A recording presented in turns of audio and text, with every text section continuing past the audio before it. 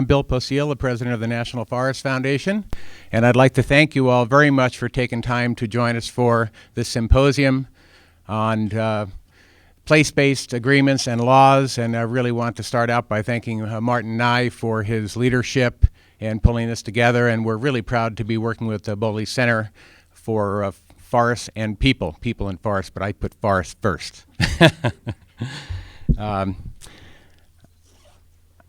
It's a really interesting time to do this work.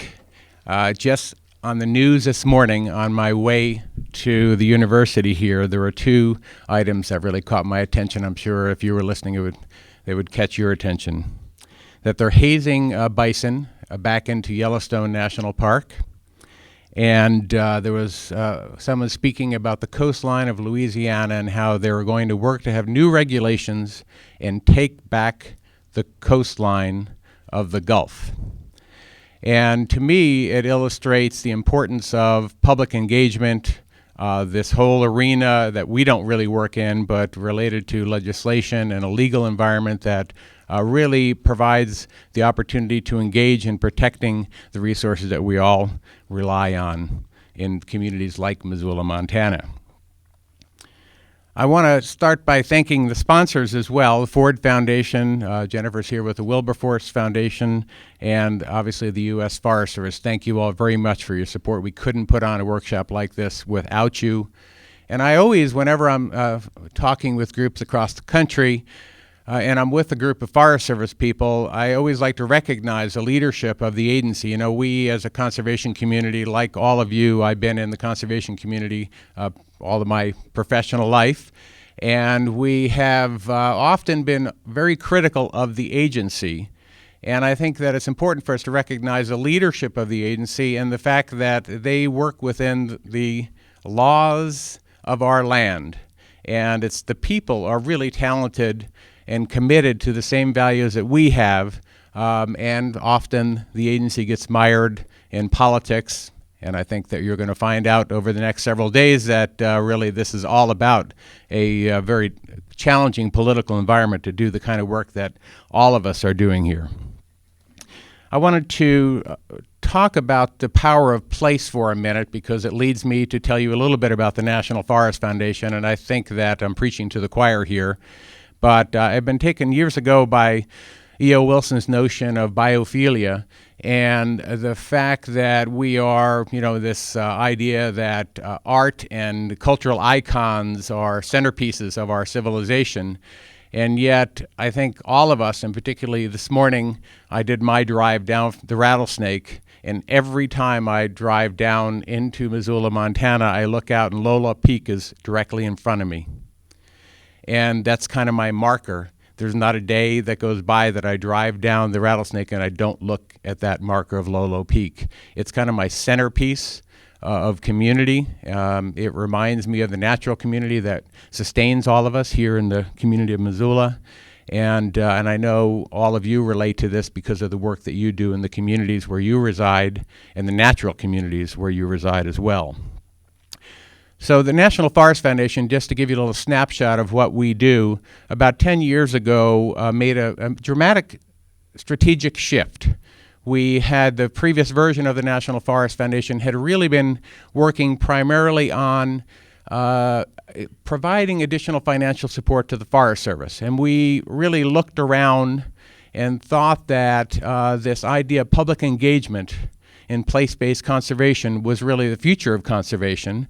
And we made a decision to shift our attention from the Forest Service, who is obviously still our principal partner, to community-based organizations. And I'm wondering if you could raise your hand if you have participated in other workshops with the National Forest Foundation or have received financial support from the National Forest Foundation. Yep, so I guess about 75% of the group have been recipients of our support. So we came up with this idea that we really needed to empower people to make a difference. And the two real principal notions behind the strategy were that the only way that you were going to drive lasting change is by involving people in the future of these places, and that there was a real need for restoration. which there has been a lot of pushback over the years, over this past decade, working with the National Forest Foundation, because a lot of people who work in the professional arena in conservation don't feel that restoration is really necessary.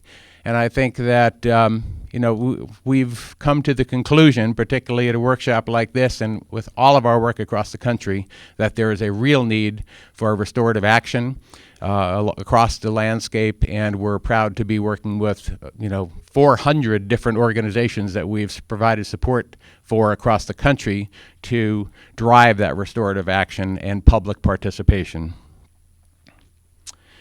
The other thing that the National Forest Foundation has been working on is going deeper in a number of places. We kind of grew to a place where we were supporting a lot of organizations across the country, and we recognized that there were things that we could be doing as an organization to help build some depth in key places.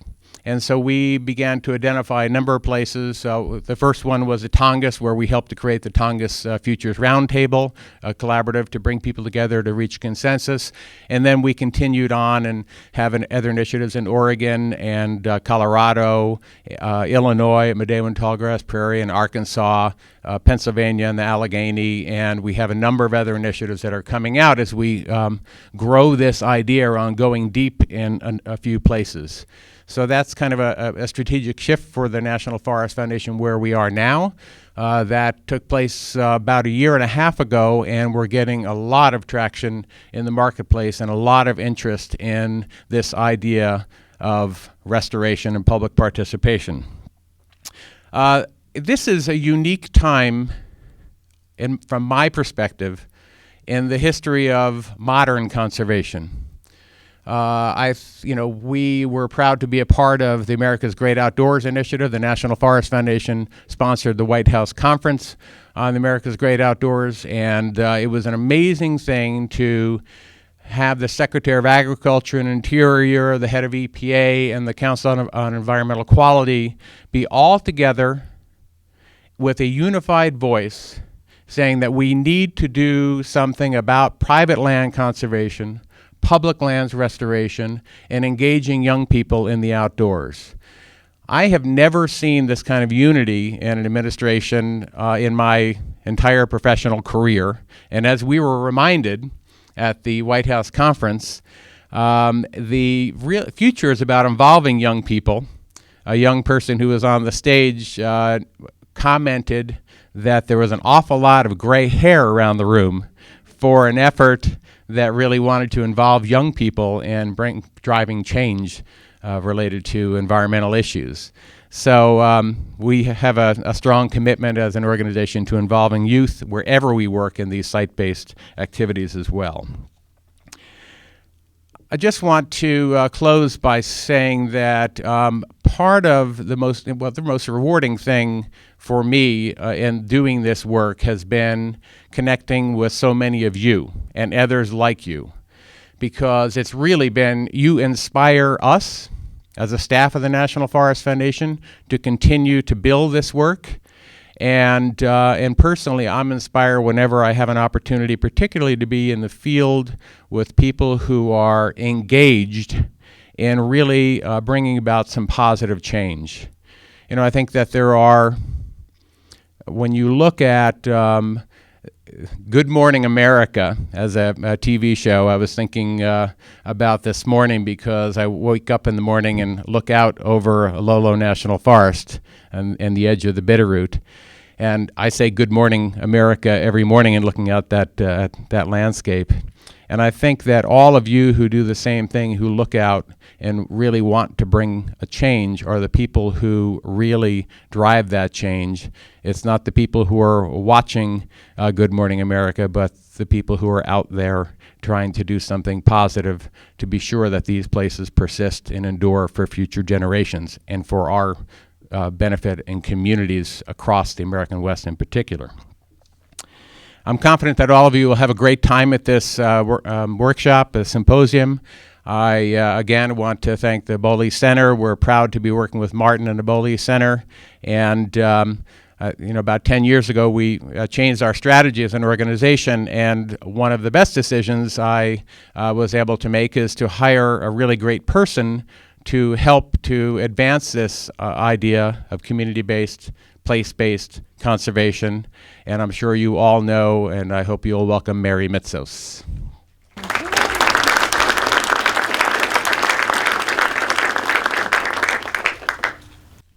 Good morning, everyone. Thanks for coming and taking 2 days out of your busy schedule to talk about place-based laws and agreements. And I think that covers it, other than introducing Martin Nye, whom I believe most of you know. Martin is helping to co-host this symposium with us, and if you had a chance to look at all the breakout material he's prepared, you know he's well versed in these subjects, and Martin's going to help set the context for what we're going to do for the next 2 days. Thanks, Martin.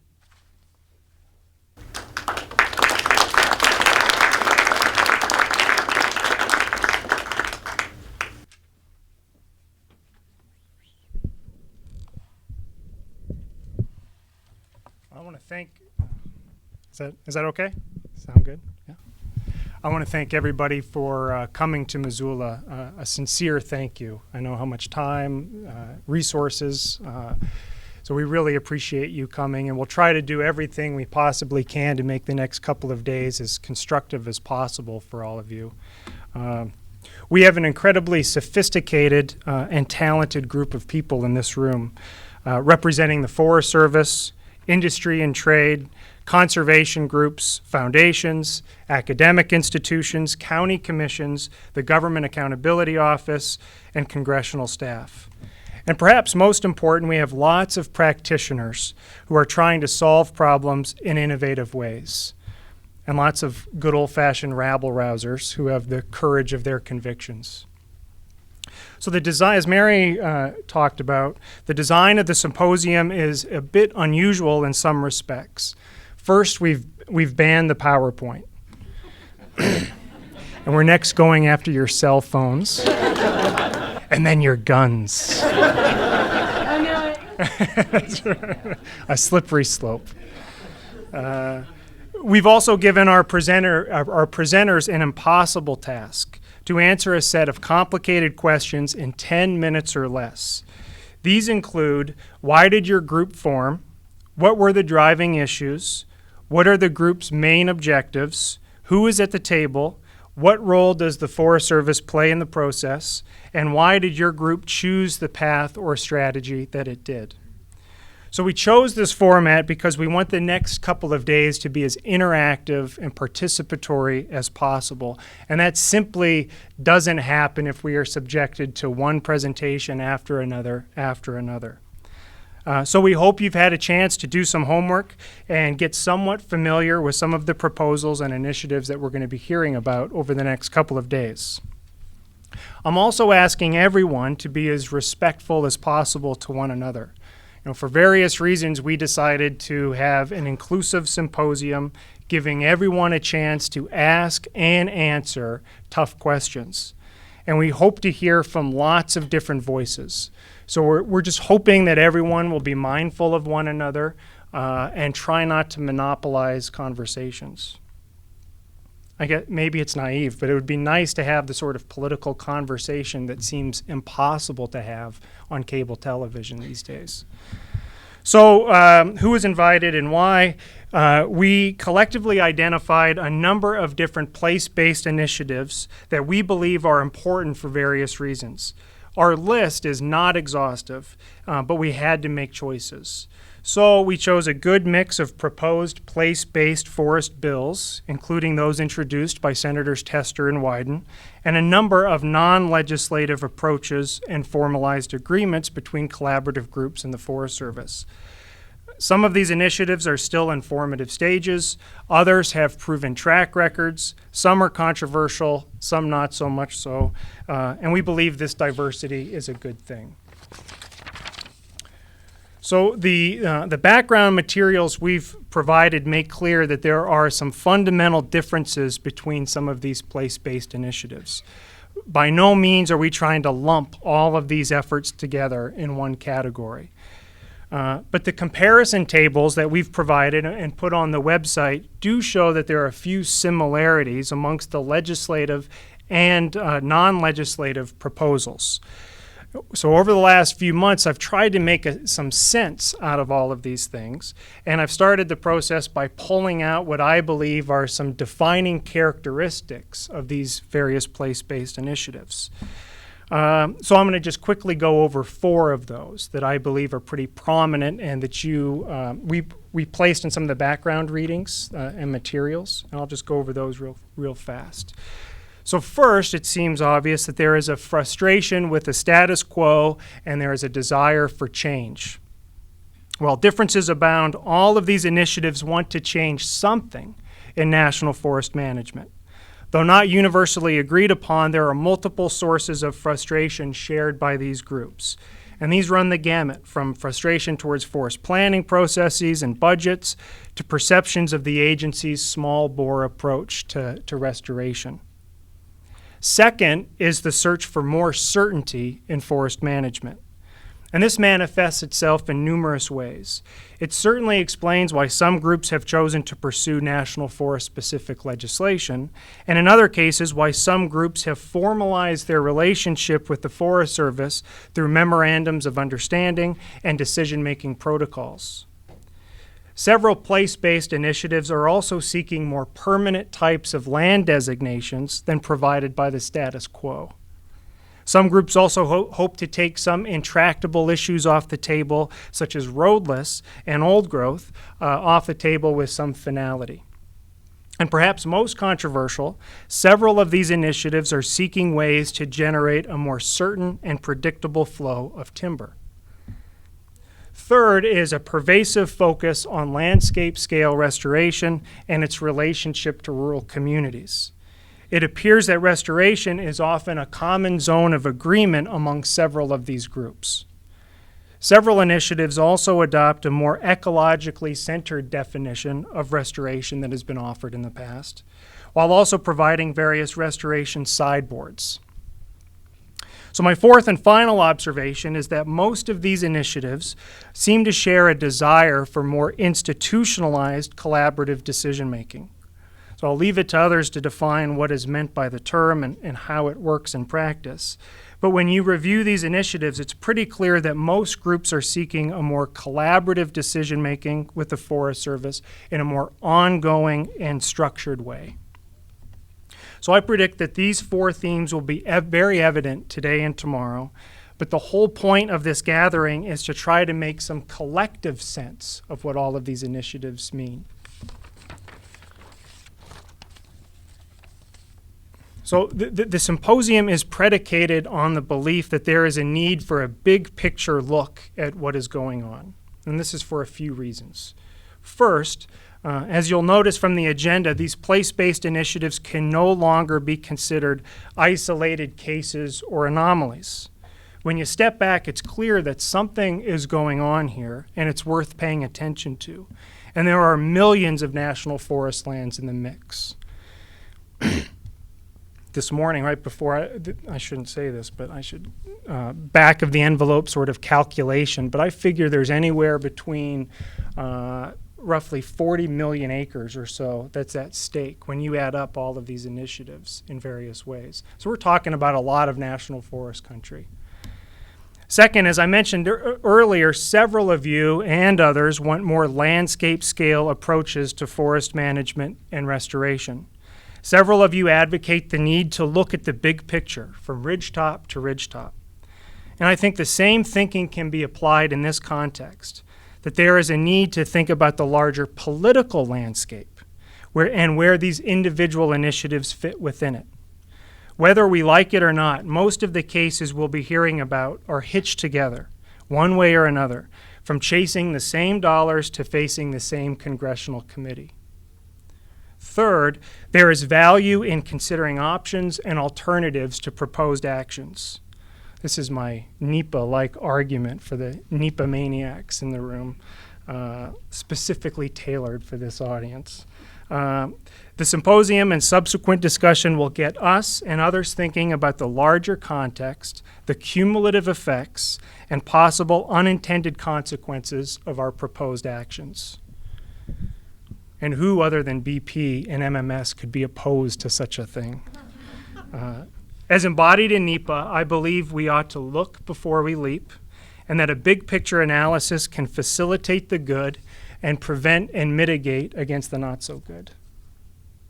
Finally, there are lessons that we can learn from these legislative and non-legislative cases. Such lessons might be applied to other place-based initiatives and even possibly to larger national level statutory, regulatory, or planning reforms. Though we are not seeking consensus from this gathering, it would be notable if we could help clarify some possible areas of agreement and disagreement, and in doing so, better understand the important contours of this debate. So when considered in isolation or collectively, these initiatives raise several important questions. Some of these framing questions we've put together in your packet and were sent as part of the invitation and registration materials. We wrote these questions in consultation with Forest Service personnel, congressional staff, interest group representatives, and others. Some of them were asked at recent congressional hearings, albeit in different forms, and some have become standard points in the larger political debate. And lots of them have been asked by people in this room who are trying to find solutions to shared problems. So I won't restate all of them here, but as we move forward, I hope we'll consider some big picture items like precedent, collaboration, and the possibilities of bottom-up versus top-down national forest law reform. And we hope that we can get into the weeds of policy as well and discuss such things as NEPA, planning, contracts, and other wonky sort of topics. And that's it. And we made it. It's 9:29.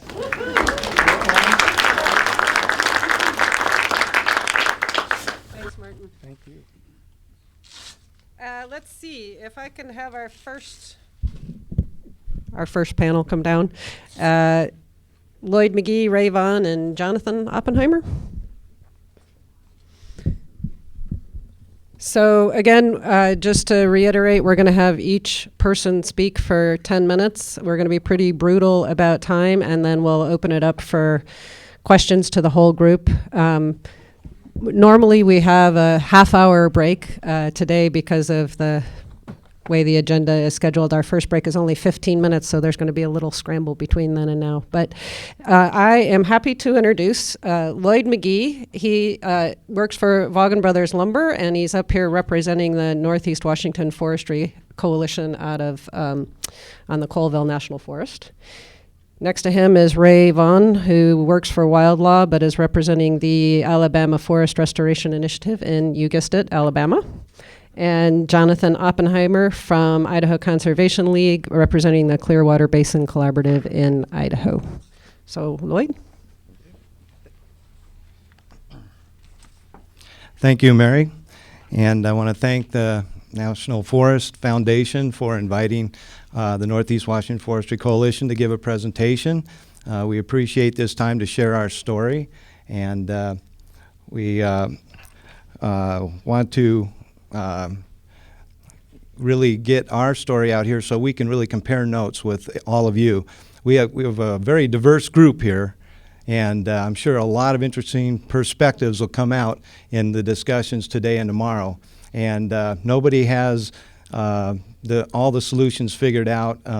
We've been working on it, trying to find collaborative, place-based solutions for the last 8 years. Since 2002 is when the Northeast Washington Forestry Coalition was formed. And I've been president of that coalition for these 8 years. And we formed initially to find a way to overcome the gridlock and basically end the timber wars, at least on the Colville National Forest.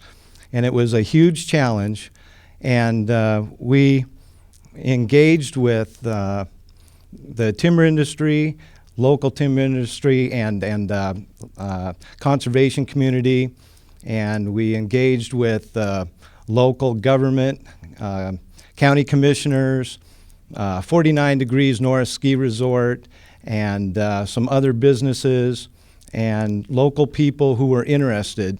And we found that the local people just wanted to see the timber wars end. There's got to be a solution where we can all get along. So that's where we came from.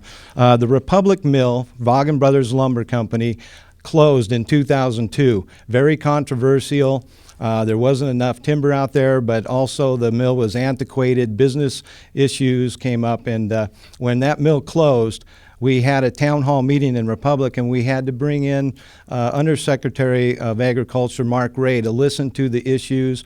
How can the Forest Service get back on track?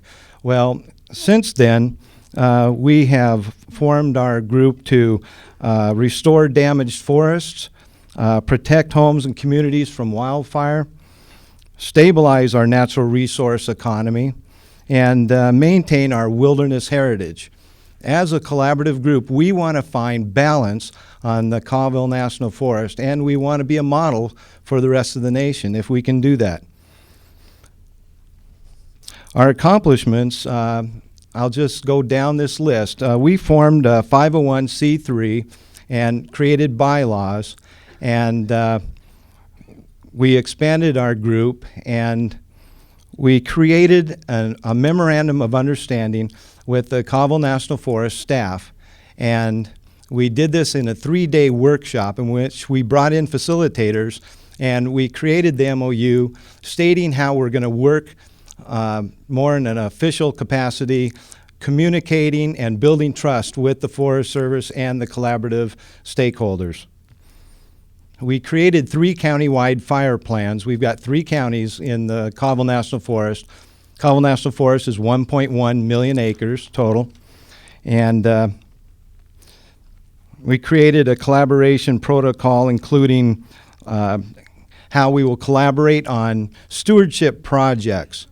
And we created a timeline in which we will know when to engage collaboratively on stewardship projects and when not to collaborate so that we don't get in the way so that the Forest Service can do their work. We also created a documentation that we call a letter of support documentation. At the end of our collaboration, we will provide a letter to the forest supervisor, letting the forest supervisor know what level of support we will give the forest supervisor for this particular project. We have high, medium, low, and no support. Over the last, well, it's been about 5 years, we've gone through about 24 large-scale stewardship projects, and we have 23 high level of supports and 1 medium level of support with no appeals or litigation. And that is a track record that we're trying to keep up with. And how we have accomplished that is we created guidelines and prescriptions so that when we engage with the Forest Service on these projects, we have found light on the land treatments that the conservation community can work with and the public can live with for visuals and other ecological issues. And that, I believe, has caused these projects to be supported by the wider community. And we owe that to Lands Council and Conservation Northwest specifically. Wilderness Society has engaged with us. We've had input from Sierra Club and others. And you know, the challenge goes on because we're looking for a balance. On the other hand, we've created what we call land allocation blueprint, in which we divided the 1.1 million acres into 3 categories. It is the active management area, which is the heavily roaded areas. Then we have the roadless areas, which are 5,000 acre blocks and larger of roadless proposed wilderness. And we have restoration area, which is in between. It's about 1/3, 1/3, 1/3. That was the initial attempt. The roadless area is about 240,000 acres, and our coalition recommends that those areas be proposed as wilderness. We have not ruled out legislation. We just haven't put out legislation yet because we're trying to find as much support collaboratively as possible. Let's see. Now, also, we have found that the Forest Service has 3 stumbling blocks. That's appeals and litigation. We've worked with that as much as possible to help the Forest Service succeed. Then we have funding and manpower. We are reaching out everywhere we can to help the Colville National Forest get funding. Now, the manpower is another issue. We have taken a large-scale area. It's 44,000 acres, and that's the planning area. And we are putting together a stewardship project that is being put together by the Stevens County Stevens County Conservation District. And we have hired local contractors, local consultants, working with the private sector to make that work. In addition to that, we have put in for the CFLRP proposal like many of you have. It's about a 900,000 acre area that we are mostly looking at national forest land, but we also are looking at the Colville tribal lands. We're looking at state lands and BLM lands and private non-industrial lands.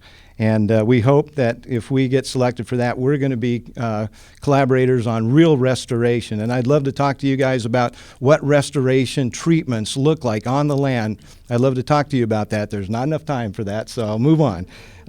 We've created a pamphlet. It's Finding Balance in the Woods of the Northeast Washington Forestry Coalition. We share this with the public. We have public outreach meetings with all kinds of interested parties. We've created a DVD. It's about 20 minutes, and it shares our story and how we intend to help the Forest Service succeed and how to reduce the fuels while also enhancing our wilderness characteristics on the Colville National Forest. And at that, I've got 2 minutes? Okay. Well, let's see.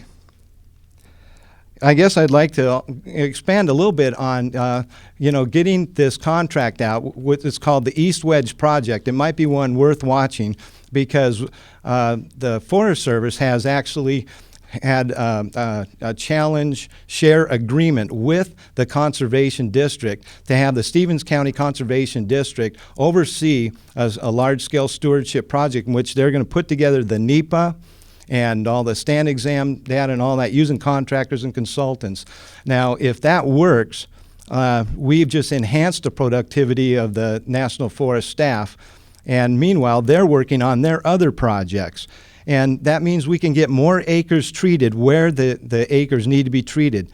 But I believe our success is that we have found where the acres need to be treated and where the acres are going to be protected into perpetuity. And so it's given certainty to those who want to see lands protected into perpetuity, and we've given certainty to the infrastructure on where we will be treating lands. There's really about 240,000 acres of land that need treatment within the next 20 years. That could be 12,000 acres per year that need to be treated for forest health to get a resilient forest health state. That's what we're shooting for, and that's a big undertaking. But we found that the balance here has been where our successes lie. So I'll leave it at that. Thank you very much.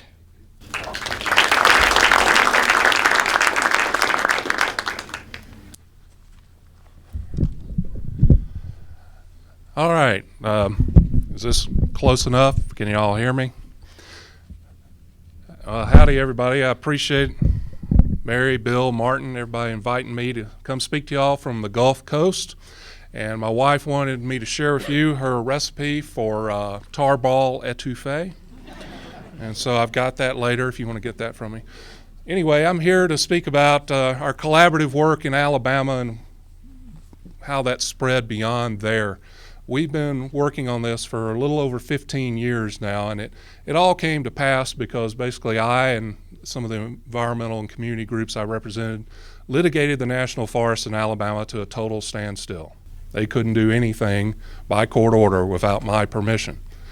And so that's because they had some really bad folks. Like every large organization, they're good people, they're bad people, they're average people.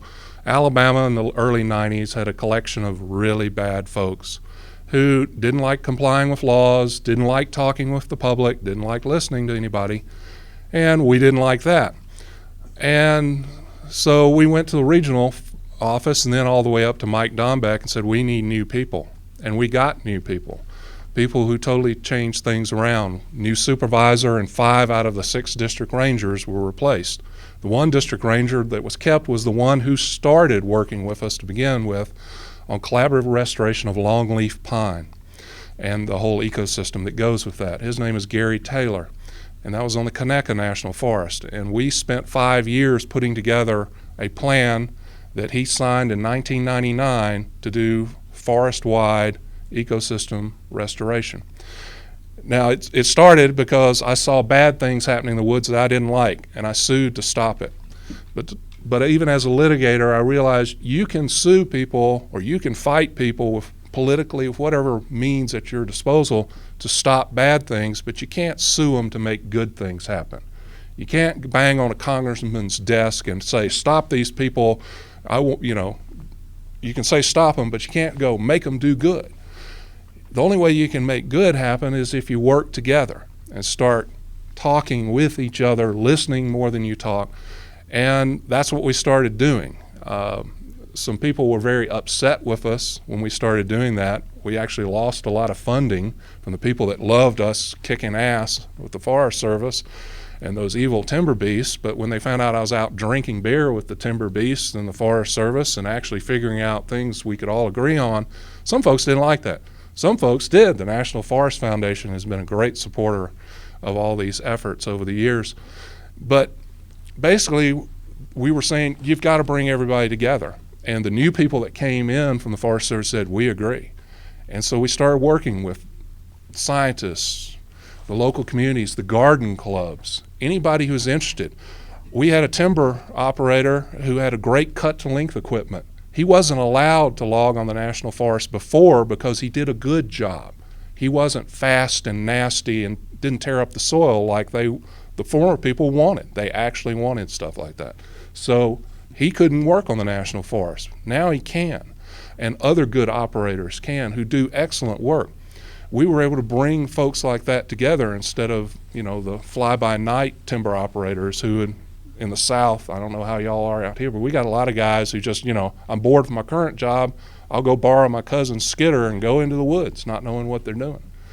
Because we got an awful lot of woods and a lot of private land where a lot of people don't care what happens as long as they get their check for their trees. So we worked on every forest. We got basically 5 forests now, 4 in name, but 5 functionally. Each one had a different situation, a different group of folks that came together to collaborate to figure out what is restoration for this forest. All 4 of them are longleaf pine restoration. 1, the bankhead, is hardwood restoration with a little bit of longleaf and shortleaf as a component in that. But we spent a lot of time talking. Some of them were quite cordial. In the bankhead, initially, people were threatening to kill each other. And I mean literally. There were death threats spray painted against my client on bathroom walls and rest areas and the Forest Service recreation areas.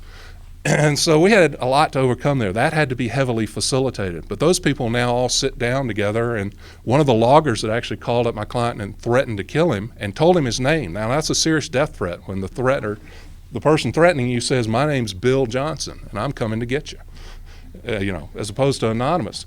They're now friends because that guy actually got a lot of work out in the woods from the restoration. It was more suited to his style of work. And so, things changed. But we were able to grow this and move it out to other states, including Mississippi, Louisiana, and Florida. And this came in very handy when a little storm named Katrina came on shore and flattened over 2 billion board feet of trees in the DeSoto and Bentonville National Forests. And that led to the largest project in Forest Service history, 500 million board feet. They left 3/4 of it on the ground, but they went and took 1/4 of it. The NEPA analysis for that took 4 months. And that included the best surveys for gopher tortoises and Louisiana quillwort, 2 threatened and endangered species, ever done anywhere by people who were living out of trailers because their houses had been blown apart. It was an amazing piece of work. And it was all done collaboratively, up front, bringing everybody together and say, what is the problems here? We're trying to restore this forest. So it wasn't just a salvage operation, it was salvage geared toward how does this fit with the restoration? And it was a huge success with no one even writing a letter in opposition to it, although the big environmental groups had initially called me and said, will you sue over this forest, before they even knew what it was, before any of us did. And I said, sure, but give me a chance to see if they'll do it right first. And they did. Everyone was happy. It worked great. And this has led to more, excuse me, I'm going to spit on y'all. Good thing no one's right in the front. This led to some regional work. And just last week, a number of us met in Knoxville, Tennessee, and the region is working to put together a regional collaborative group, we don't even know what we're going to call it yet, to work on the entire southern Appalachians, working on restoration there. And so this kind of thing can grow and grow and grow, and it's been very successful. I haven't filed an appeal against the National Forest in Alabama in 10 years. There was one ranger who, had a problem, and then but it got resolved. The 10 years previous to that, I had appealed and litigated over 250 projects in Alabama, Mississippi, and Louisiana. None since then. So it's had an amazing difference. You've gotten certainty for everybody. Roadless areas, old growth, all that's off the table because they don't need restoring, just by the physics of it. The timber folks, Alabama National Forests are going to be pulling approximately 45 million board feet a year off those forests for at least the next 50 years. That's how far out this is going to go to reverse the damage of basically a quarter to half of our forests were converted in the past. And that's a lot of certainty a guy can take to the bank and say, hey, I need a new loan for some equipment. And so we've got a lot of happy folks. Part of this is I also developed, since we're talking about legislation, local, statewide, I developed national legislation that doesn't dictate the results or what is it you're working on, but gives a streamlined process to develop the type of collaboration we did and other folks have done around the country, and find solutions for each forest, find the funding, fix the funding problems for the agency, and encourage the collaboration and the restoration and the kind of agreement that can work together. I've talked to Martin about this, and so you've got all these senators that are frustrated with problems, and I need to fix stuff in my state, so they come up with something that's specific to that problem. Well, I see balkanizing the management goals and authorities for the Forest Service as a huge problem. We could bring all that to bear in one piece that could do it. And I actually have a lobbyist now. Some of you may know who he is. His name's Mark Ray. If you're wondering what happened to him, he now works for me. And he's loving doing environmental work, and he's great at it, and he's got some senators and congressmen interested. Hopefully by next year we can actually get this introduced. So, we've tried to take a specific situation and build outward, finding what's common in process and relationships that could help everyone, but not telling everyone what the problem is. Because if you work together and agree on the problems, then you can find agreement on solutions. And so that's kind of our southern way of starting. I appreciate y'all having me here, and I'll be happy to talk to any of y'all individually later. Thanks.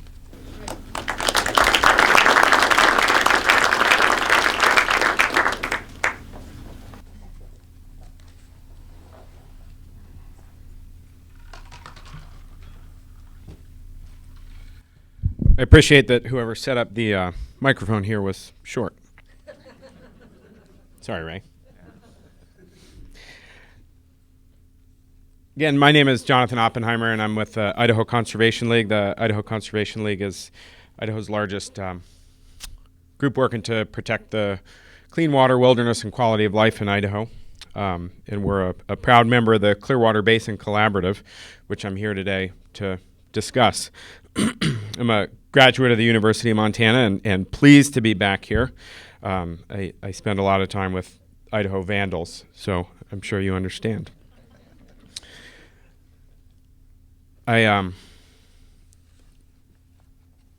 guidelines said that you couldn't do a PowerPoint presentation, and so I brought a printout. So if you have trouble seeing it in the back, you can find me later and I'll walk you through it. I actually appreciate that, and we've done that before at ICL events. But today, what I wanted to just give you a quick overview of is the Clearwater Basin Collaborative, who we are, what we're doing, why we're doing it, where we're doing it, when we got started, and how we're doing it. First off, how many people here, just to get a sense, have some familiarity with the Clearwater Basin Collaborative? You've heard of it? Okay, good. So really, I would argue that, well, the easiest thing to do is to start and say where it is. It's the Clearwater Basin in north central Idaho, and it extends basically from the St. Joe Divide and the Mallard-Larkins country. Really, the closest city is Missoula, so it's really right on our doorstep here. And then it extends down to basically the divide between the Salmon and the Clearwater down around Elk City and Dixie in that country, over to Grangeville, up to Lewiston, and then almost all the way to Moscow, but not quite. And the story of the Clearwater Basin Collaborative really begins right here at the University of Montana in many respects, with a young man who was studying at the university here back in the 70s and got the crazy idea to get a school bus and drive out to an area called the Great Burn, just a little ways west of town here, right up on the divide, Bitterroot Divide between Idaho and Montana, and spent the summer there with 25 of his closest friends, months out in the woods, and developed a lifelong goal of protecting this country. And that, along with a whole host, thousands of people who have grown up and developed a love for the Clearwater country, really set the stage for coming together. And this individual, who many of you I'm sure know who I'm talking about, really has been working tirelessly to protect this landscape, to raise awareness, to build support. And as a result of a number of different other collaborative efforts around Idaho, and in particular the Oahe Initiative, which passed as part of the Omnibus Public Lands Package last year, really set the stage for developing a process to pursue something similar in the Clearwater Basin, an area that has been host to battles over timber, battles over motors, battles over water, battles over, you name it, we've battled over it.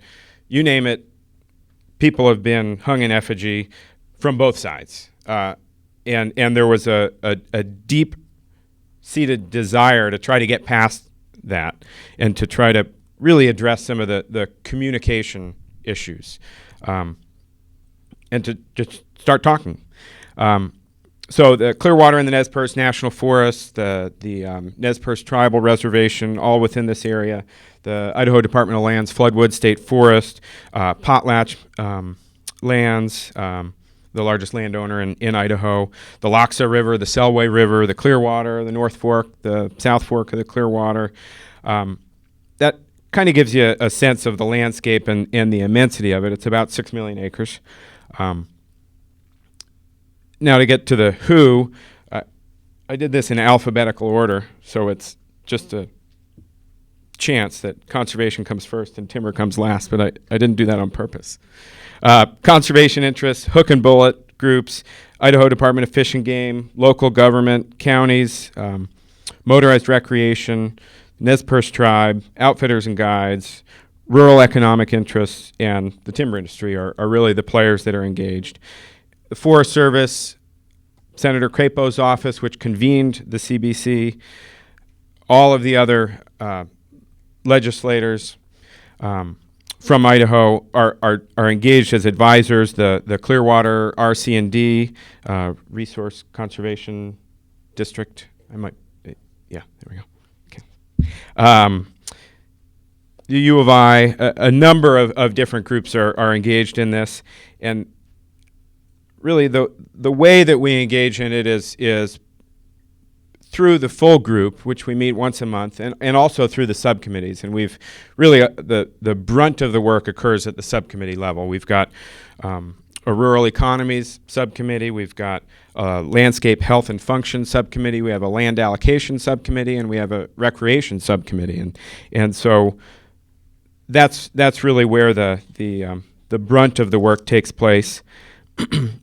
And the what now, our objectives and our mission statement is to recommend actions regarding the use and management of lands within the Clearwater Basin. So it's pretty broad. It provides us a lot of latitude, but certainly looking at wilderness designation, wild and scenic rivers, potentially national recreation area, also looking at vegetative and watershed restoration, and also looking at rural economic development. These are all components of what we're trying to achieve.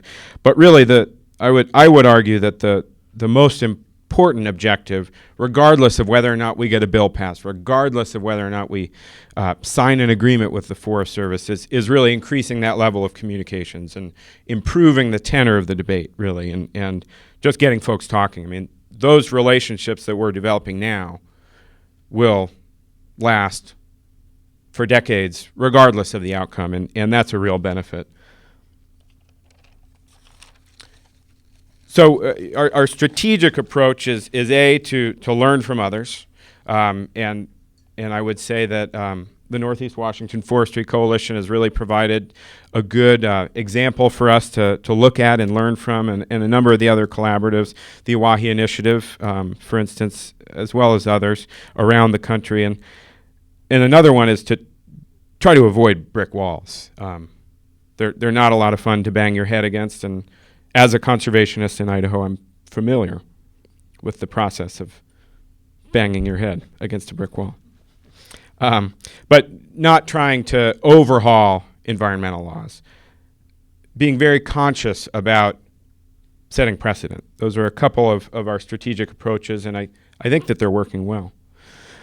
So far, we've been meeting 2 years, and some of our initial accomplishments are at least promoting and submitting a FLRA project, or a CFLRP project. The Forest Landscape Restoration Act set up a process many of you are familiar with, and we put in a project, and we're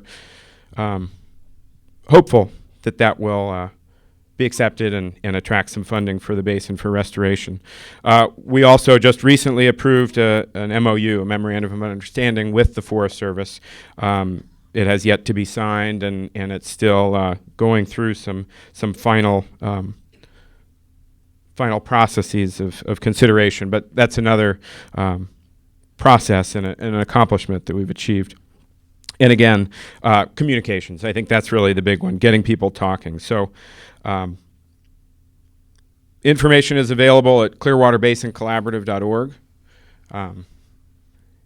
We've got our agendas posted there, our meeting notes, and are working to improve that. And so that's going to be one of the primary ways you can engage and figure out what we're doing. And just to recap,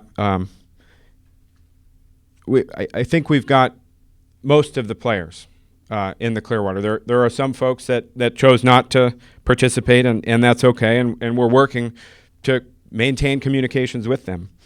The what is working to protect the Clearwater Basin, working to promote economic development, working to build trust among former adversaries. Why are we doing it? Because the status quo isn't working, as Martin said. And the where and the how, I think I've covered. So thank you.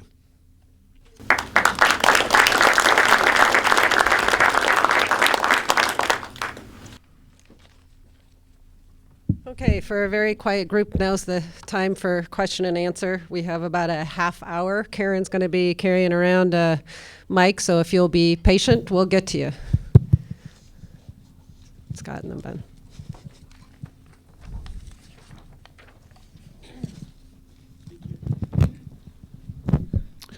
Hi, Scott Aycock, Oregon Solutions.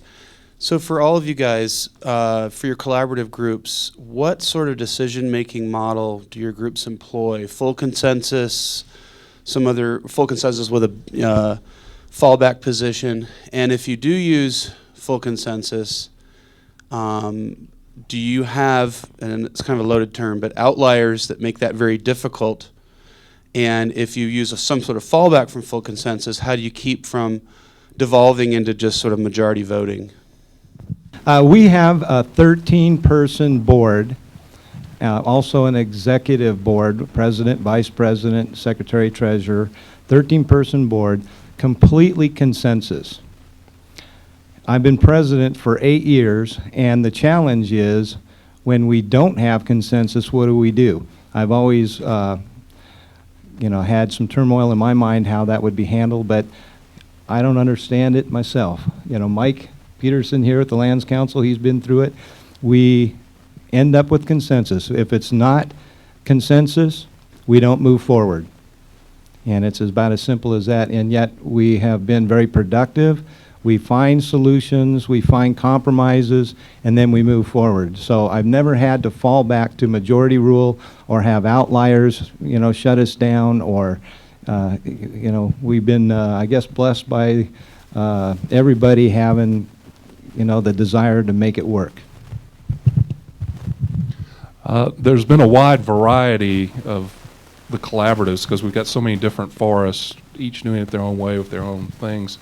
And we were doing it so long ago before people were really doing this, we didn't have any models, and we didn't even know if anybody else was doing it at the time. So a lot of it is very informal. None of the forests have an incorporated group. The Bankhead has a very established liaison panel that literally had to collect guns at the door when they first started, but now they have parties and drink beer together and everything.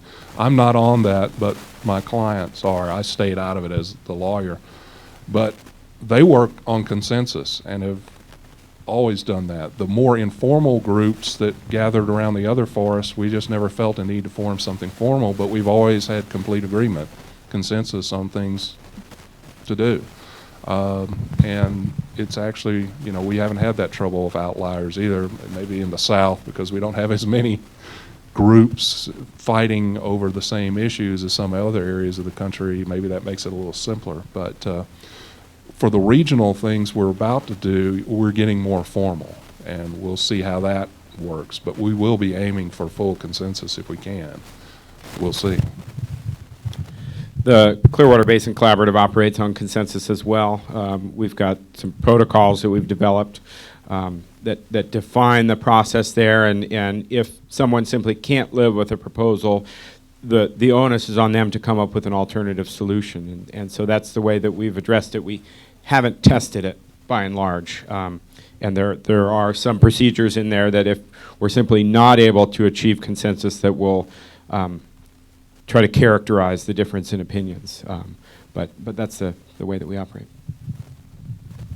Ben, and then Lloyd, question for you. From a business case standpoint, how's the Forestry Coalition working out for Vaughn Brothers, first? And then second, from a broader coalition perspective, what are your biggest challenges in getting the restoration work done? I'll stand up since that's how I can see you. Okay, your first question, how's it working out for Vaughn Brothers? I guess I didn't mention this, but we have probably the strongest timber and sawmilling infrastructure in the West. We probably have at least 5 sawmills. Our mills, 2 of them are small log mills, and then we've got 2 paper mills, and we've got a cogeneration plant, a Vista, and so from Vaughn Brothers' standpoint, it's been successful. We've been the winning proposal on most of the stewardship projects, and we have a good working relationship with the Forest Service. We have frustrations that the Forest Service can't do more. From the timber industry standpoint, there's many more acres to be treated than are being treated. That's the frustration, but it's not the conservation community or the collaboration that's the frustration. It's trying to get the Forest Service to be able to be productive and get the work out there. And so we've had success and some frustration. Your second question? Oh boy, yeah, the biggest challenge doing the restoration work. Well, it's probably sale administration, where collaboration tends to be thinking outside the box. And sale administration on projects, how the Forest Service must carry out their projects is working deeply inside the box. becomes quite difficult to overcome. And yet we're trying to find the best solutions that will be light on the land and workable with the Forest Service. A question that kind of ties up, I think, a lot of the discussions into one is the collaborative groups are primarily outside of the agency, I'm assuming, based on your descriptions of the partners. The one common denominator that I see as a result of the formation of the collaborative groups is the Forest Service, and it gets back into, I think, what you just discussed is what happens when you come to consensus and then you go to the agency? Is there reluctance for acceptance to move that direction? How long does it take? And how's that received? Why don't we start with So people are interested in hearing who are asking the questions. So could you just That's for the whole panel. But I mean, what your name is? I'm Larry Hicks with the Little Snake Conservation District out of southern Wyoming. Okay, Mary asked me to start.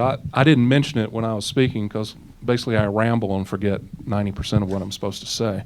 But actually the Forest Service is heavily involved in all our collaboratives, and as a full partner, and some of them maybe as a general partner as opposed to a limited partner, if you know what that means, and I'm not sure even I do as an attorney. But they're heavily involved, and we've never had anything we came to agreement on that they weren't there as part of the agreement. And so it goes. After that, everything happens. Just generally, the limiting thing is the market. The only real limitation we have is whether we can sell what they're cutting. There's plenty to do.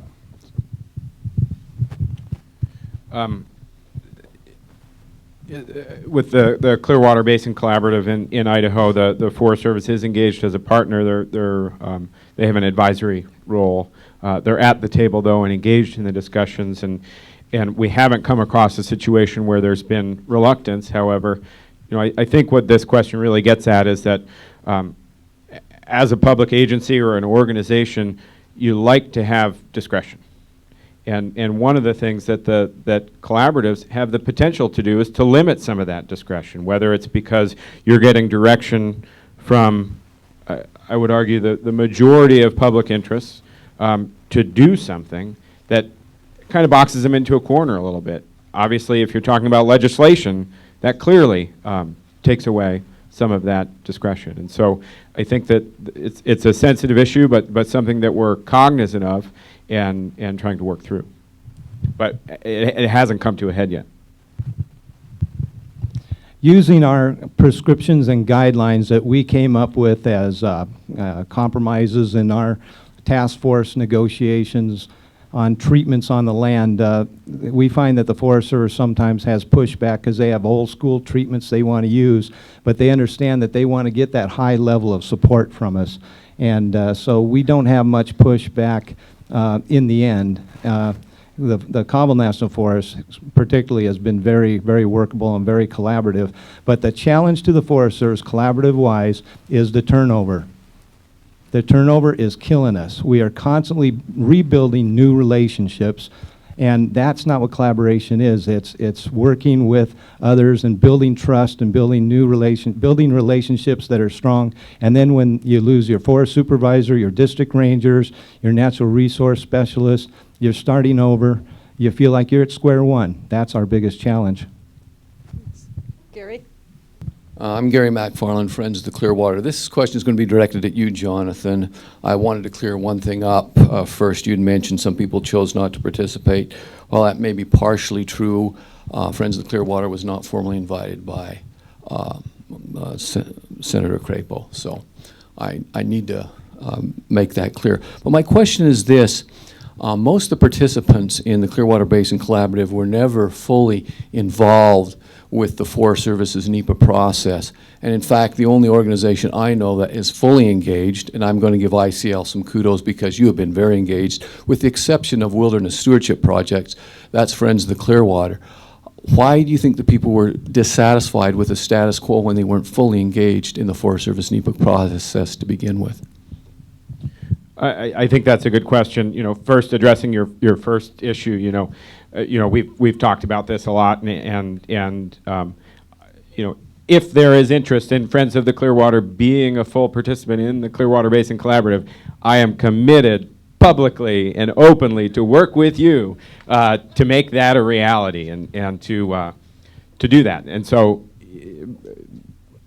that's the first issue. The second, I think that the level of understanding of that NEPA process and the engagement in those every step along the way, which I'm engaged in, and I know you are as well. I think that there's reality and there's perception, and the reality of it is that frankly I don't think that the process works as it's really intended, and I don't think that the NEPA process is perfect by any means, and I'm confident that you would agree with elements of that.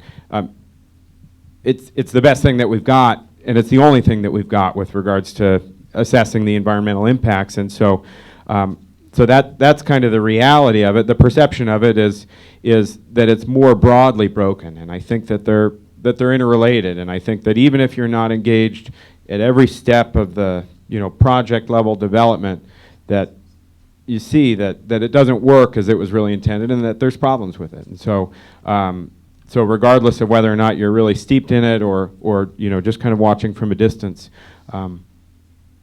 I think that there's still some validity and understanding of what some of the challenges are. But certainly I think that it's an issue that I'm working with as part of looking at these projects, engaging with the other members of the collaborative to educate them about how this whole process works and where there are gaps and where there are opportunities to make it better. Michael is next. Thanks. Hi, Michael Feebig, U.S. Forest Service.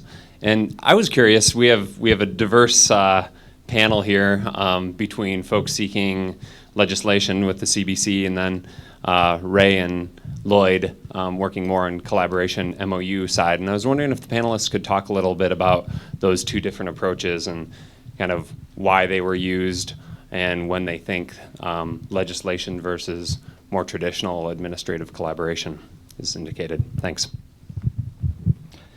Yeah, I appreciate that question. That's something that I wasn't able to discuss in my 10 minutes, but a lot of things, I guess, really. But anyway, we have actually had a roundtable brought together to discuss not only what the forest plan is going to look like on the Colville National Forest, but also if and when legislation should be introduced.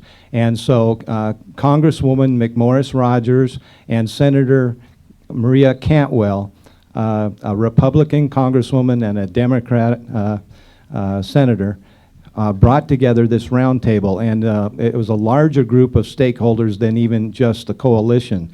And we went as far as we could to find understanding of what we might all work on together.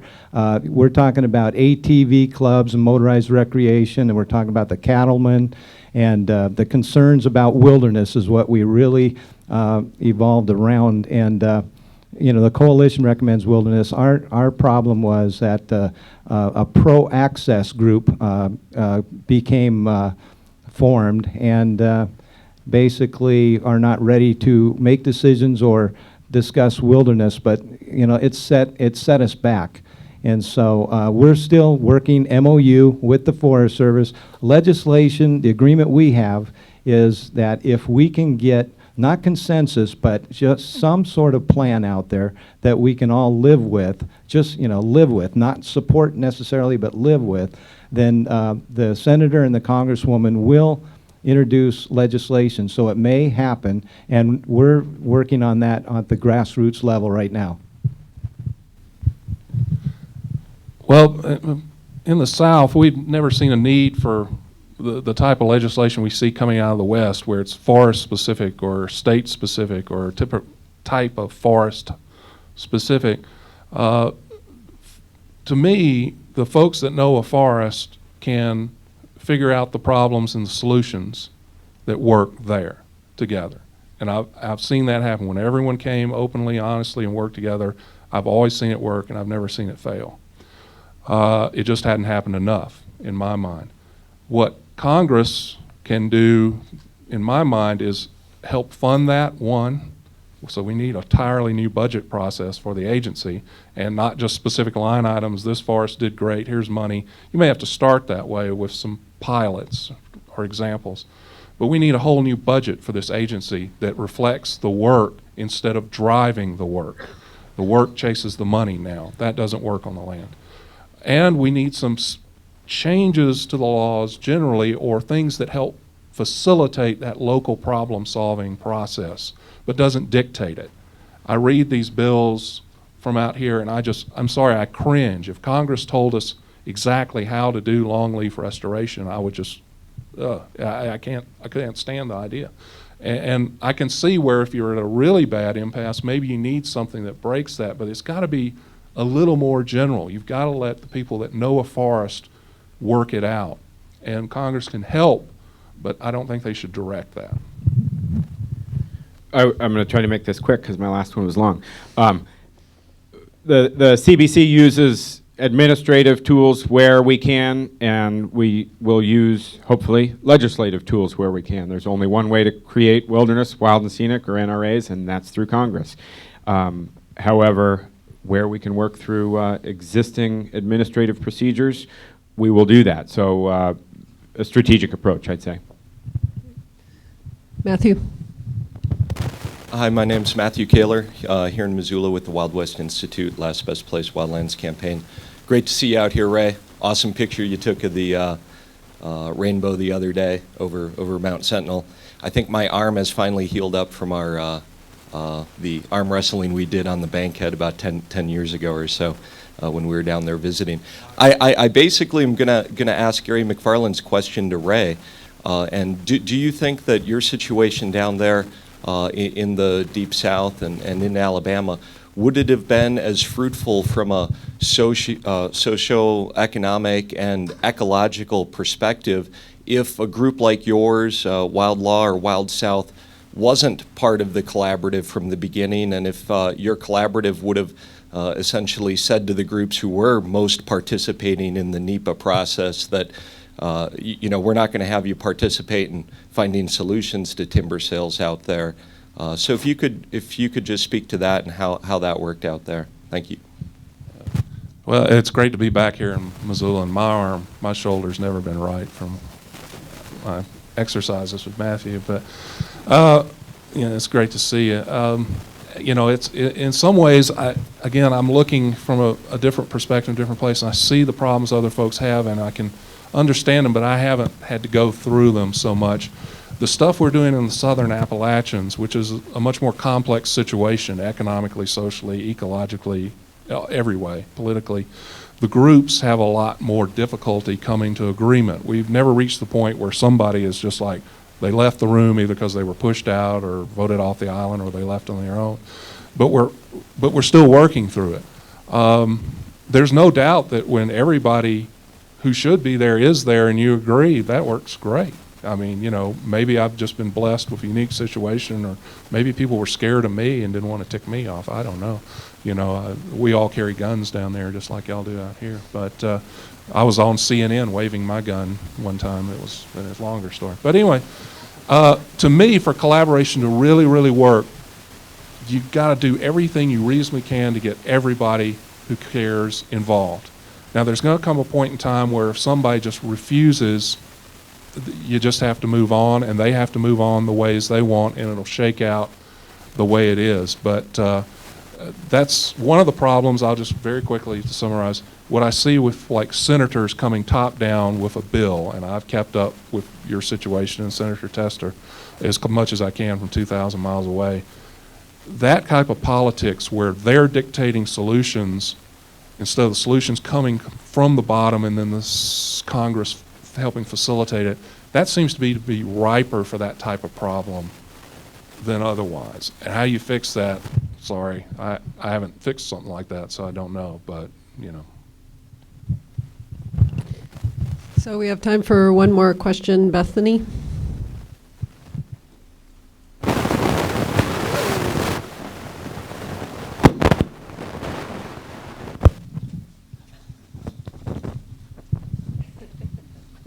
Thanks. Bethany Walder with Wildland CPR. I know that Jonathan talked a little bit about ORVers, and then Lloyd, you mentioned an access group. I'm wondering, especially based on Martin's introduction, if you could talk about how off-road vehicle users are participating or are not participating in your different collaboratives, and how that affects your approaches towards restoration. All three of you. There are two representatives of motorized recreation and some others who kind of quasi-represent other motorized recreation groups on the collaborative. So they're engaged every step of the way. In terms of the restoration, which I think you're kind of getting at, kind of the road obliteration issue maybe. It hasn't really been a huge issue yet, and none of the motorized recreation groups or the counties that we're engaged in have a position of not one road removed from the landscape. So it hasn't been an issue yet, and I don't really anticipate that it will be. But what we're really trying to achieve is providing some resources for motorized recreation so that they're able to continue their use and enjoyment of national forests as appropriate. So. Okay. Yeah, the challenge that we're having with motorized recreation, specifically ATV groups, is that there's a tendency to want all roads left open, period. No restrictions on land such as wilderness, and so the conservation community that's within the coalition, we're working together with industry, and we're trying to reach out and find what the motorized recreation groups can live with, as opposed to what they want to have. It's what you need as opposed to what you want, and that's what we're all trying to find, is really what do we need, and then work to help others get what they need, and then we can all work together. And so within our coalition, we have our blueprint, which has active management area, restoration, and proposed wilderness. And if we can get the recreation community, both motorized and non-motorized, to work together, and let's say go so far as to form a Northeast Washington recreation coalition, and let them talk about recreation specifically, and we'll talk from the Forestry Coalition about vegetation management and land allocations, and then we can tier or overlay their map of what they need onto our map of what we need as an industry and the conservation community, and look for the common ground. But we're waiting for the recreationists, and especially the motorized recreationists, to catch up on collaboration. That's where we failed in the beginning, is we didn't have everybody at the table together, recreation and the industry and conservation community and the ranchers. But you can only collaborate with those who show up. So we got to, do a better job making everyone show up that are the stakeholders. Once again, the South's a completely different situation. We've got one forest where you literally cannot get more than 300 yards from a road you can drive a Honda Civic down. So in our restoration efforts that have been heavy toward the vegetation problems, which are a very clear, large problem in the South, we have closed several hundred miles of roads and actually obliterated and rehabilitated about 120 miles as part of all these programs so far. And the motorized recreation folks haven't said a word. You don't hear from them at all. But at the same time, we've got all that road. We've got virtually no trails, whether it's hiking trails or motorized trails. So separately, I've been working with them to get them more trails. And as an aside, they go, "Oh, all that stuff you're doing, restoring the forest, sounds great. We love it." But they're not actively engaged, because other than 3 specific forests where there's been a huge problem of user-created trails and restoring that as just a very focused restoration effort, the rest of it has just been, the conflict doesn't exist, except in rare instances. So it's been a nice blessing. There aren't ORVers in either of your two groups, is that right? In Lloyd and Ray's group, there aren't ORVers sitting at the table as you're doing your collaboratives. Yeah, initially they were not at the table. We tried to form a recreation committee, but they didn't have the patience to talk about forest treatments. They just want to talk about recreation. That's why I'm suggesting 2 different coalition groups, possibly. And the other point I want to make real quick is maintenance of roads. The budgets aren't there. We need the ATVers and the motorized recreationists to understand the reality of the limitations of road maintenance dollars. And there is a need for road closures. There is a need for limited road access. Otherwise, we won't be able to afford it. And that is the thing that may get us over the hump, I hope. Real quick, there is someone representing them on the Bankhead liaison panel. The other forest, there isn't.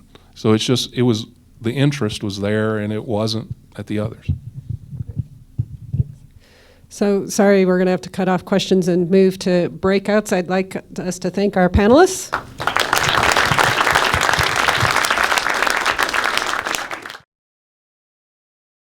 We might have a few more people trickling in, but we're going to start the report outs anyway. And you all went through the process. Every group went through the same process. We're just going to report out on the forms that you all developed. And Karen, I think you're first.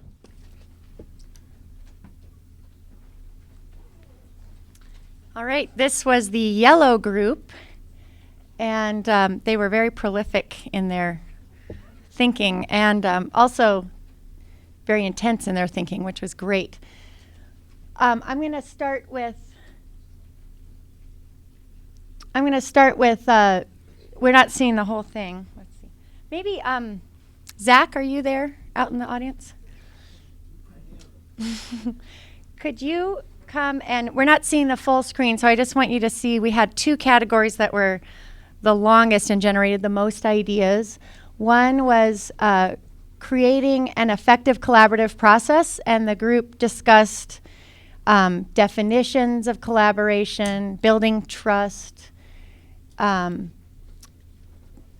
to understand other people's needs, overcoming culture and history. So that was a big discussion about skilled and committed leadership at all levels, having the capacity for people to come to the table and build that trust was a big theme here. Karen, can I switch this one so that when you turn Oh, yeah.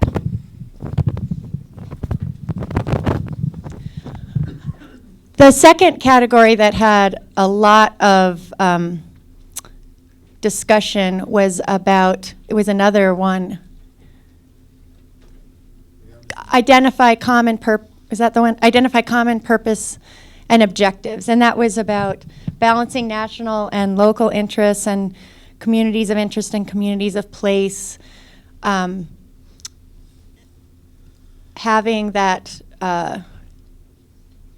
it tied closely with creating an effective collaborative process, but it was an outcome of creating that collaborative process. So that was quite another long discussion. And then we had a bunch of other categories: funding structure and availability. And the group was very clear that that wasn't just budgeting, it was the structure of the budget, the access to funding, the need for funding, both within a community and from an agency perspective. Now I'm moving over to create sustainable economies. That included discussion both of markets as well as infrastructure. Moving on to, can you scroll down on that one just a little bit?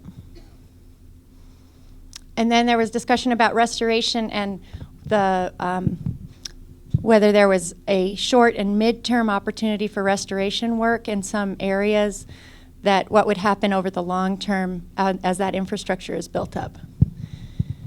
Ecological and uncertainty and change is another category. That had to do with lack of information, need for monitoring, changing conditions due to climate change and other kind of big picture factors. Scaling, this was, people were talking about how difficult it is to get your mind around landscape scale.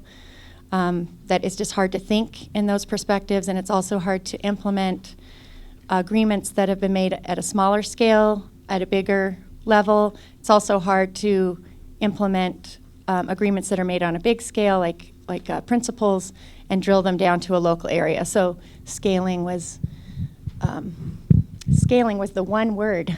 That was our one word category. Law, policy, and regulations. This was talking about matching process and implementation to the what's going on with policies, regulations, and laws, and how they don't always match up. And that sometimes there's a feeling of limitation even though it may not exist, and sometimes there are actual limitations due to those laws and regulations. And then agency institutional limitations, both real and perceived. This gets at the culture of agencies, and we talked about Forest Service and BLM. Turnover in agencies, we heard about that this morning, about turnover of personnel, how the contracting process doesn't always prioritize the local workforce, even though that's a stated intent at times. Misalignment of Forest Service funding and priorities. So that's a summary. Did anyone from the group want to add to that? Clarify? Okay. So shall we move on to who is Kasha with? Mary. We'll move on to Mary. That's problematic.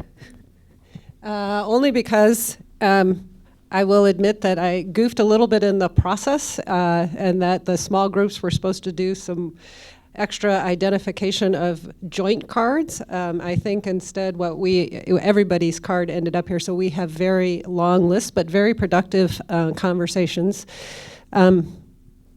Zach, I might need you to help scroll again if you don't mind, or someone.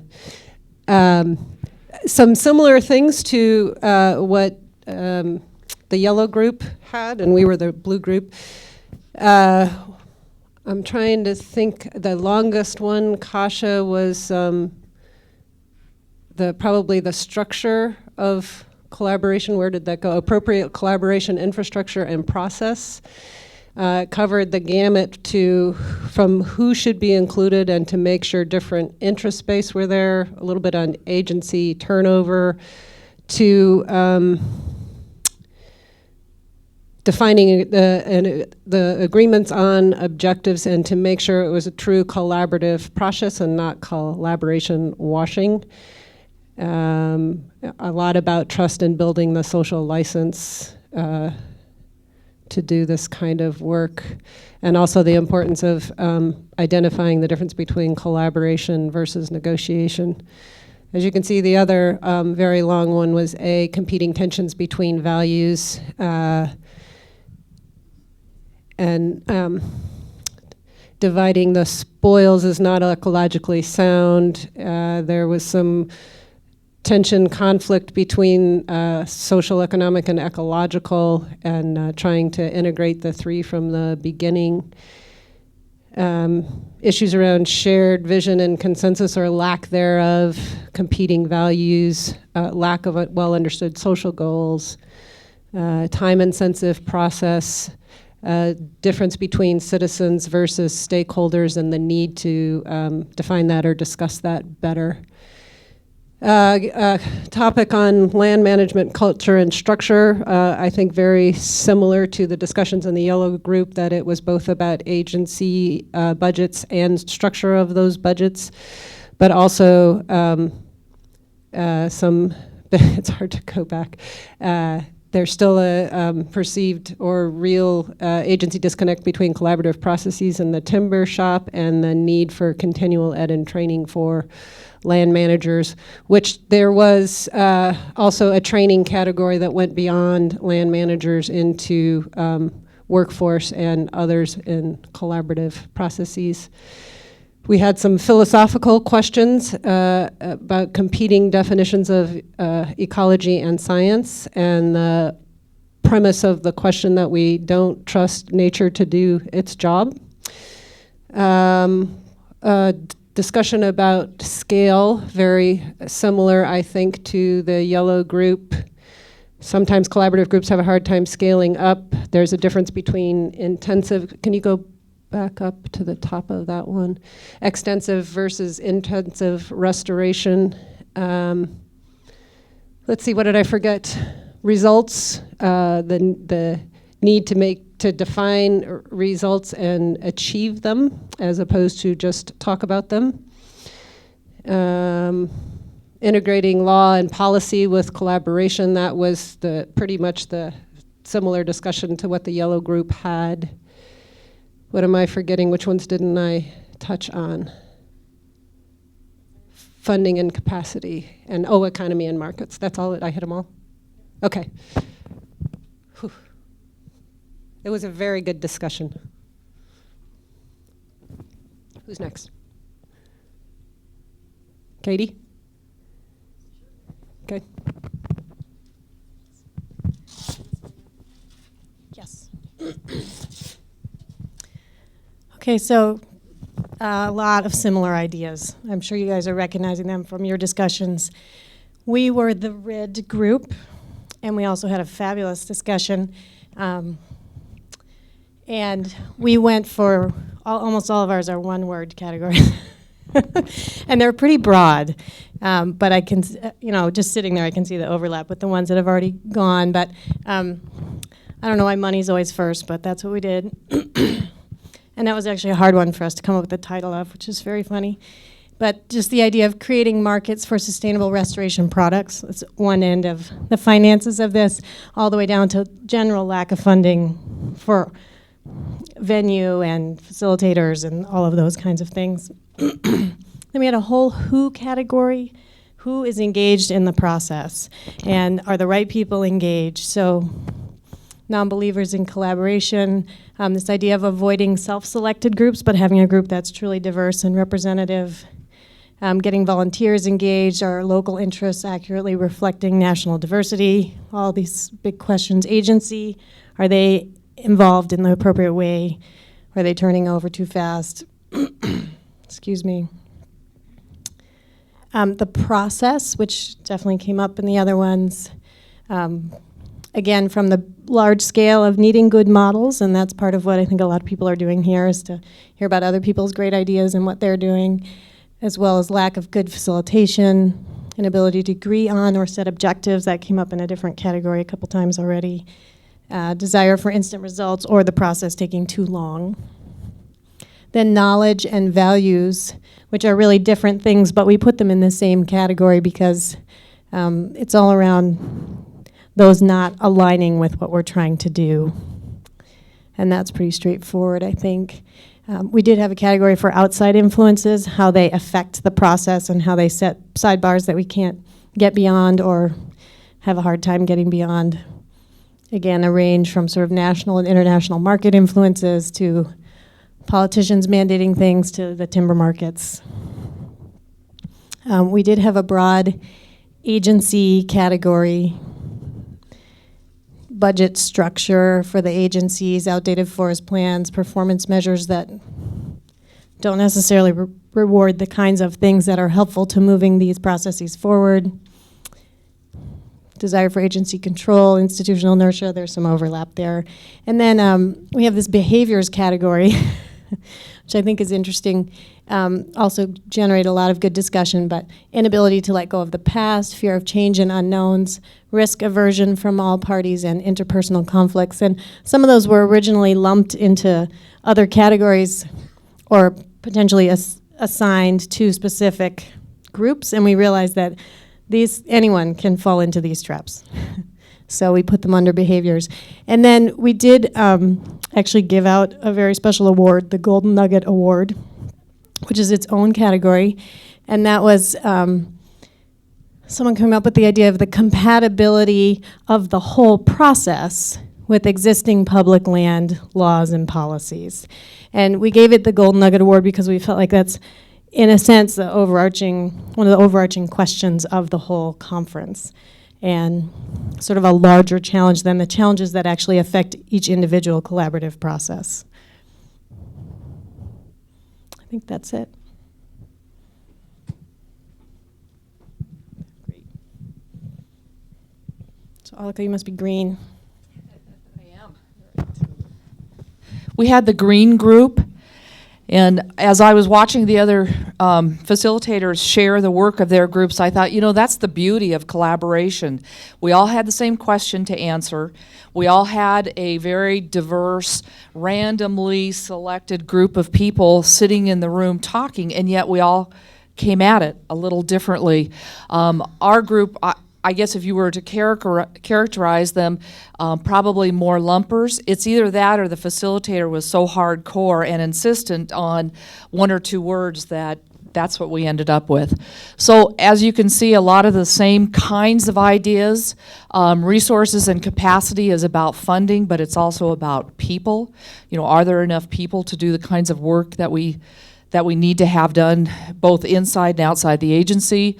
Lack of budget structure and a budget structure process that works and that is complementary to collaborative processes. The idea of markets and adaptive infrastructure. The notion of everything is considered a high priority. Again, that goes back to the capacity to do all the work that needs to be done, or the inability to prioritize in a way that people buy into and then can stay with, which I think leads right into leadership. The second category is operating environment. We've seen that in the other three groups as well, slightly different titles, but the same concept. There's some agency culture is, there are some realities of the culture and there are some mythologies associated with the agency, and that in and of itself has an influence over our ability to be successful in collaboration. The idea of turnover, we certainly have heard that a couple of times. Decision making and control, the agency culture incentives don't necessarily align. Again, it goes back to the way the agencies are formed, the way the decision-making process works. I think the notion of policy getting in the way, which came up earlier, can fit in that. Acknowledgement of the agency operating environment. I think that comment was made because of the notion that you can get a collaborative group of people together and you can come up with all these ideas and agreements, but if you don't understand the operating and decision space that the agency has, then groups tend to get real frustrated. And so there's a reality about decision space and operating environment that needs to be understood. Conflicting outdated laws. I mean, we've certainly heard that once or 20 times. Economics and contracting authorities are not necessarily conducive to working in a collaborative format. And I think we've all hit that wall once or twice or 10 times. Ability to try things on the ground. I mean, we talk about these projects and sometimes it's just not often it's not possible to make something happen on the ground and learn from it until it's time to implement a large project. So I think that gets in the way. Process, that's come up before. Time, and it's not just time for people inside the agencies, but it's the time and the commitment of time from the people who are collaborating with the agency personnel that becomes an issue. I mean, it's hard work, and it takes a lot of time, and people get tired inside and outside of the agency. So sustaining the effort has to do with that. You know, if it's a huge commitment of time, which we all know that it is, what's the incentive for people to stick with it? You know, how do you get people to commit for more than a week or two or a year or two or 3 or 4? I mean, it was pretty impressive this morning when we heard about some of the collaborative efforts and how long they've been meeting and working together. Wow, how do you keep people motivated to do that? Shared expectations, I think that can be applied to all of the categories. If you don't understand the expectations of the people you're trying to collaborate with, how can you really work with them? Which is all collaboration is working with people. So you need to understand their expectations and they need to understand yours. Maximizing social license, that has to do with how free is the group to share ideas and how much I use the word authority because it's the only one that comes to mind, but it's more than authority. It's people trusting that the group members are keeping the best interests of the resources in mind, and the people as well. Getting the right people at the table, that's been talked about. Plan for conflict and then work for agreement. You can't, nobody in this room is so naive as to think that you can get a group of people together and talk about actions on the ground and have easy consensus and easy agreement without a lot of work and discussion. Facilitation, that came up in one or two of the other groups too. You need to have somebody who can be a neutral facilitator who can help the group, not get in the way, and help them meet their expectations. Fear of change, we put that in a category all by itself because it didn't really fit anyplace else. But it's true, and it's not just people on the inside of the agencies who have, some of whom have fear of change, but it's also the people who are collaborating with the agencies. And then finally, the integration of interests and values, which is one of the areas that we probably had the most discussion around, particularly when we tried to label it. And because it was important for people to feel good, I guess, about the fact that we need to balance social, economic, and ecological values. That doesn't mean one is more important than the other. That means they all need to be considered. It's not just about local interests. Boy, that's one that hit home with a few of us.